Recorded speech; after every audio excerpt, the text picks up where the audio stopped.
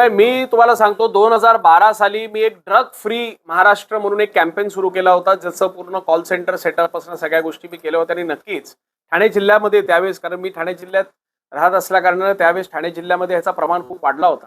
आणि या drug free महाराष्ट्राच्यामुळे त्यावेळेस खूप त्याचा इम्पॅक्ट हा आम्हाला पाहता आला आणि लोकांमध्ये एक भीती निर्माण झाली होती, युवकांमध्ये एक भीती निर्माण झाली होती की आपण जर असं काही कृत्य केलं तर नक्कीच आपल्याला ह्याचा फटका बसणार.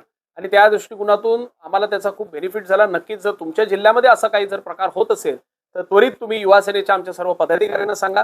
माझ्या माहितीप्रमाणे तरी आज या महाराष्ट्रामध्ये, इतर राज्यांबद्दल मी बोलणार नाही, परंतु आज आपला जो महाराष्ट्र आहे तो सुसंस्कृत आहे. आणि एकनाथ शिंदे साहेबांच्या या 2.5 वर्षाच्या काळामध्ये महाराष्ट्र एक वेगळ्या उंचीवर गेलेला आहे. आणि नक्कीच महाराष्ट्राचा जो तरुण आहे, जो वेगळ्या दिशेने त्या पूर्वीच्या 2.5 वर्षापूर्वी जात होता, आणि त्यानंतर एकनाथ शिंदे साहेबांच्या या 2.5 वर्षाच्या काळामध्ये तो जो तरुण आहे तो योग्य दिशेने जात आहे, ह्या गोष्टीचा मला खूप अभिमान आहे. आणि नक्कीच महाराष्ट्राचा तरुण हा वाया गेलेला नाहीये.